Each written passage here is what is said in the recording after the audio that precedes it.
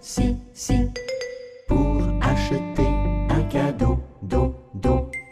Il alla pour son adoré, ré.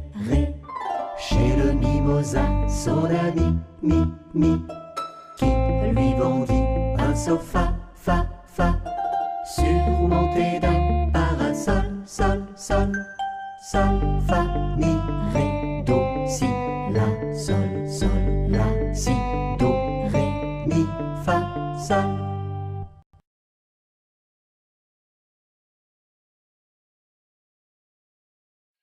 La Belle au bois dormant. Il était une fois un roi et une reine. Chaque jour, ils se lamentaient. « Oh, si seulement nous avions un enfant !» Mais d'enfant, point. Un jour que la reine était au bain, une grenouille bondit hors de l'eau et lui dit « Ton vœu sera exaucé. Avant qu'une année soit passée, tu mettras au monde une fillette. »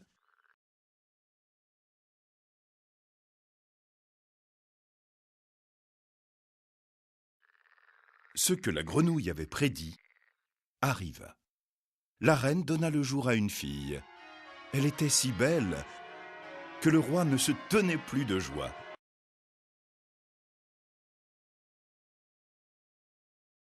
Il organisa une grande fête. Il ne se contenta pas d'y inviter ses parents, ses amis et connaissances, mais il invita aussi des fées afin qu'elles fussent favorables à l'enfant. Il y en avait 13 dans son royaume. Mais comme il ne possédait que 12 assiettes d'or pour leur servir un repas, l'une d'elles ne fut pas invitée.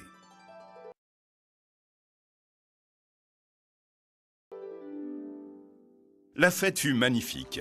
Alors qu'elle touchait à sa fin, les fées offrirent à l'enfant de fabuleux cadeaux. L'une la vertu, l'autre la beauté, la troisième la richesse, et ainsi de suite, tout ce qui est désirable au monde. Comme 11 des fées venaient d'agir ainsi, la 13e survint tout à coup.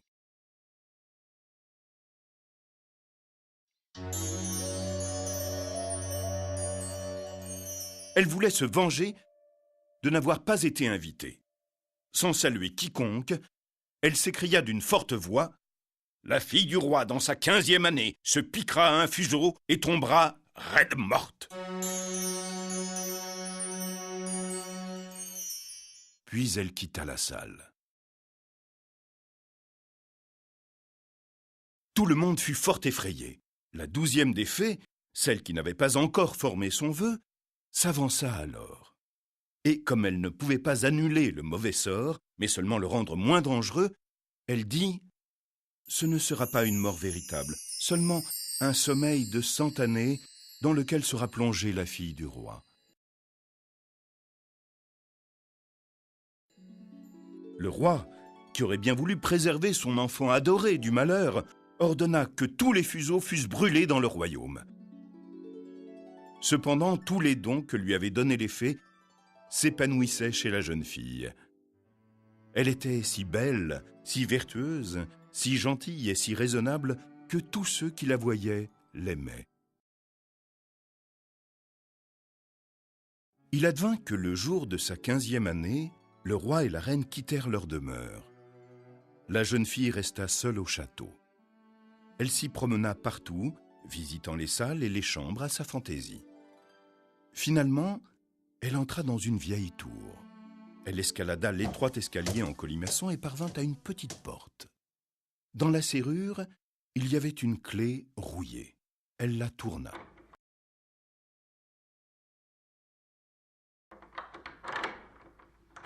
La porte s'ouvrit brusquement.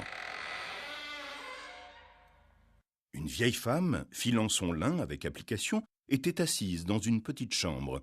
« Bonjour, grand-mère, » dit la jeune fille. « Que fais-tu là ?»« Je file, » dit la vieille en branlant la tête. « Qu'est-ce donc que cette chose que tu fais bondir si joyeusement ?» demanda la jeune fille. Elle s'empara du fuseau et voulut filer à son tour. À peine l'eut-elle touché que le mauvais sort s'accomplit. Elle se piqua au doigt. À l'instant même, elle s'affaissa sur un lit qui se trouvait là et tomba dans un profond sommeil.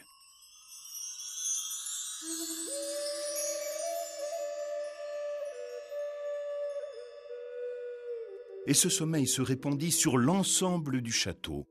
Le roi et la reine, qui venaient tout juste de revenir et pénétraient dans la grande salle du palais, s'endormirent. Et avec eux, toute la cour. Les chevaux s'endormirent dans leurs écuries, les chiens dans la cour, les pigeons sur le toit, les mouches contre les murs. Même le feu qui brûlait dans l'âtre s'endormit et le rôti s'arrêta de rôtir. Le cuisinier, qui était en train de tirer les cheveux du marmiton parce qu'il avait raté un plat, le lâcha et s'endormit. Et le vent cessa de souffler. Nulle feuille ne bougea plus sur les arbres devant le château. Tout autour du palais, une haie d'épines se mit à pousser, qui chaque jour devint plus haute et plus touffue. Bientôt, elle cerna complètement le château, jusqu'à ce qu'on n'en vit plus rien, même pas le drapeau sur le toit.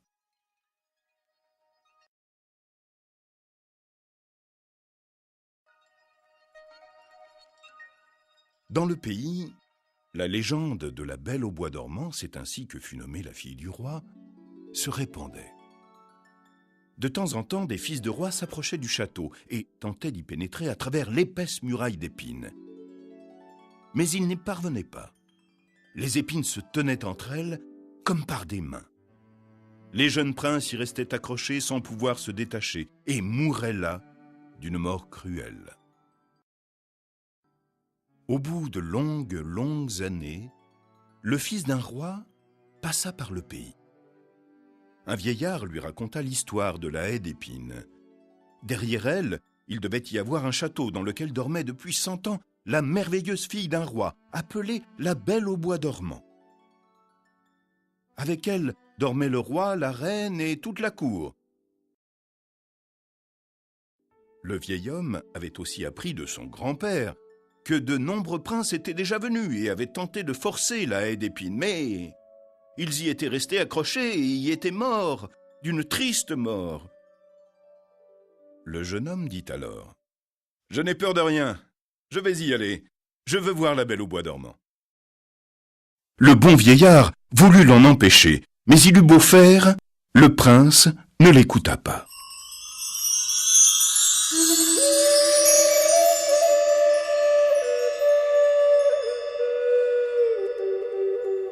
Or, les 100 années étaient justement écoulées, et le jour était venu où la Belle au bois dormant devait se réveiller.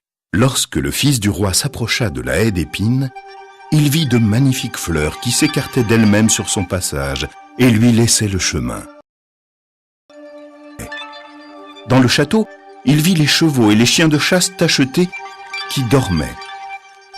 Sur le toit, les pigeons se tenaient la tête sous l'aile. Et lorsqu'il pénétra dans le palais, il vit les mouches qui dormaient contre les murs. Le cuisinier, dans la cuisine, avait encore la main levée comme s'il voulait attraper le marmiton, et la bonne était assise devant une poule noire qu'elle allait plumer. En haut, sur les marches du trône, le roi et la reine étaient endormis. Le prince poursuivit son chemin, et le silence était si profond qu'il entendait son propre souffle. Enfin, il arriva à la tour et poussa la porte de la petite chambre où dormait la Belle.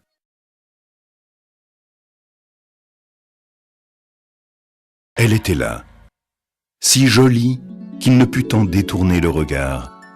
Il se pencha sur elle et lui donna un baiser. Alors, la Belle au bois dormant s'éveilla, ouvrit les yeux et le regarda en souriant. Ils sortirent tous deux et le roi s'éveilla à son tour, et la reine et toute la cour. Et tout le monde se regardait avec de grands yeux. Dans les écuries, les chevaux se dressaient sur leurs pattes et s'ébrouaient en remuant la queue. Sur le toit, les pigeons sortirent la tête de sous leur aile, regardèrent autour d'eux et s'envolèrent vers la campagne. Les chiens de chasse bondirent, les mouches sur les murs reprirent leur mouvement. Dans la cuisine, le feu s'alluma, flamba et cuisit le repas. Le rôti se remit à rissoler. Le cuisinier donna une gifle au marmiton si fort que celui-ci en cria, et la bonne acheva de plumer la poule. Le mariage du prince et de la belle au bois dormant fut célébré avec un faste exceptionnel. Et ils vécurent heureux jusqu'à leur mort.